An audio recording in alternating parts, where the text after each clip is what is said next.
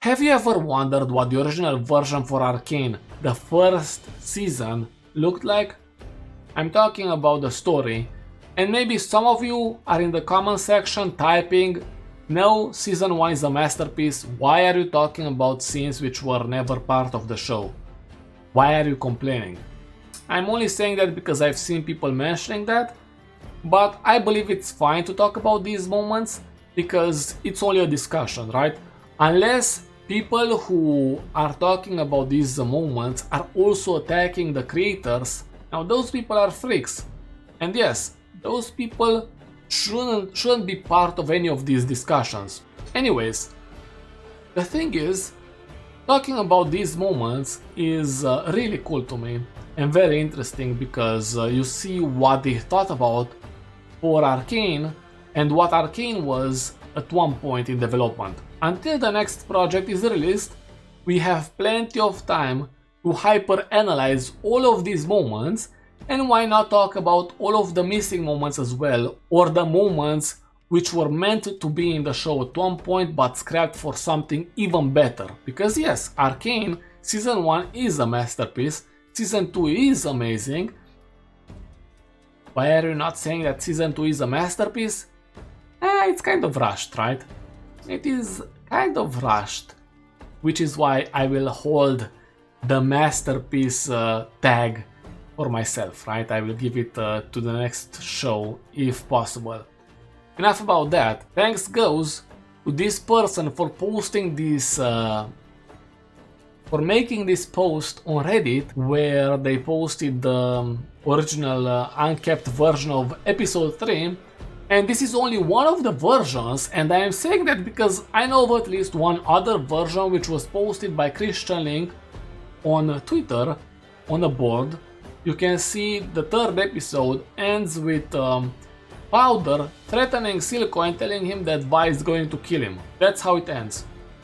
We know how it happens in the show, and right here it ends up with Powder leaving Piltover and Zaun. So the entire idea of Powder going to Bilgewater is all played out in this version, and we all know, or maybe many of you know, Jinx will most likely end up in Bilgewater. As soon as I saw this idea of Powder who was supposed to go to Bilgewater, absolutely something they would use. Why wouldn't they? Jinx leaves Piltover and Zaun at the end of the show. She goes with a flying airship with a blimp. And what is the best location? Bilgewater. You can give me your own arguments about other zones, but at one point in the next 3 years you will realize that Bilgewater is the only logical answer. Another important aspect, which is probably very important to mention, is that this is taken from a post from many months ago on LinkedIn, not from the official Arcane art book, for which I'm still waiting and I'm hoping I will get it before the next Christmas. But if you want to find more about that, there is a comment on this Reddit post and I put a link in the description so you can check it out yourself. Already from the very first frame we can see something familiar to all of us, the explosion that causes the ceiling to fall and which crushes Clegger and Milo.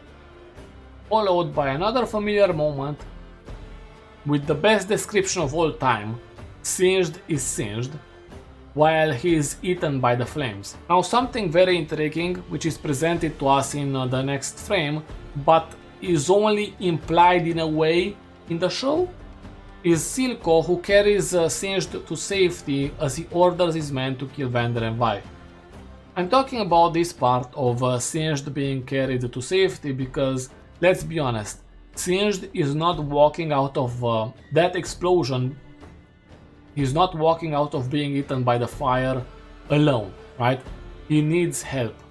Absolutely, or at least that's how I see it, which is why I'm saying that this moment is kind of implied. Sure, probably not going to be Silco who saves him, but someone has to take him out of there. After that, Vander makes a fatal decision to save Vi, while they are both trapped under the door. He takes the shimmer, the vial of experimental shimmer, and he injects himself, right? Now this This version of Shimmer is represented by the color green, and I believe the thought process behind that, well, it's Zaun. You can look at the old art for Zaun on their official website and you can see a bunch of green everywhere, and Gangplank is also represented by the color green. That's what I believe they thought about whenever they created this version of Shimmer. I obviously prefer the one from the show, and obviously, how would Jinx end up with purple eyes if not for Shimmer? Maybe this is only one version of Shimmer and then Singed creates another one which is purple.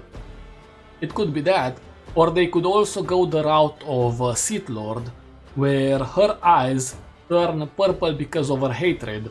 You can kind of see a tint of purple in her eyes whenever she's embraced by Silco in the show, so they could go that route. If you do not understand what I'm talking about, in Star Wars, whenever Anakin Skywalker kills all of those people from the Trade Federation, his eyes are yellow because he has given himself fully to the dark side. That's how it happens, right? They could go that route as well in this version if they do not want to make a purple Shimmer to explain why Jinx's eyes are purple. It could be that. After that we can see Vander, who transforms himself in this hulking creature, defeating all the remaining thugs.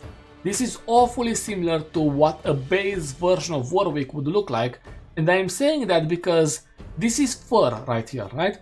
And I'm saying base version because Singed could take him from this all the way to League of Legends version of Warwick.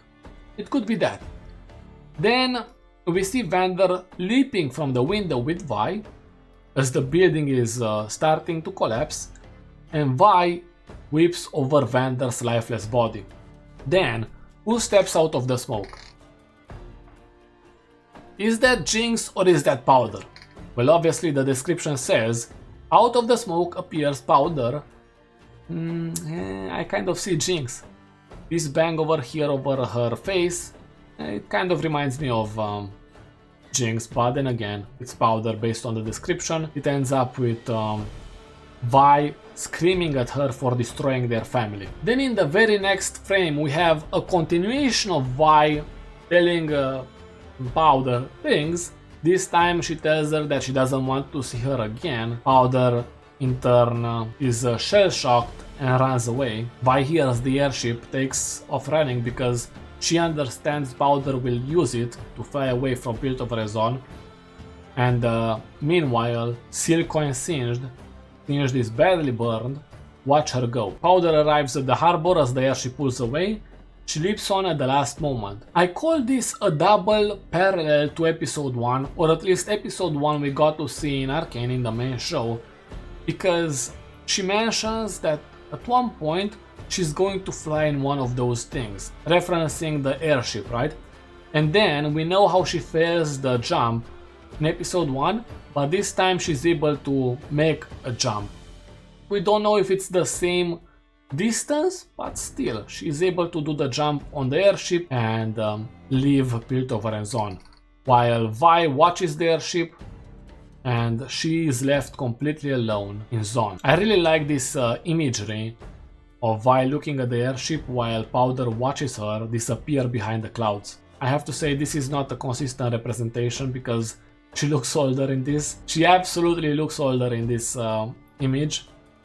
But then again, it's just a storyboard. And she also has a Hextech stone. This is the moment when she becomes Jinx. As the description says, slow pushing on Powder as she slowly transforms into Jinx. Final frames where Powder screams in the distance and she becomes a Sith Lord because of the Sith eyes. And you can see the purple tint, which is similar to the one you can see in the third episode of the main show. So what do you think about this? Tell me in the comment section that you agree 100% about Jinx ending up in Bilgewater, and if you disagree with me, you can avoid the comment section.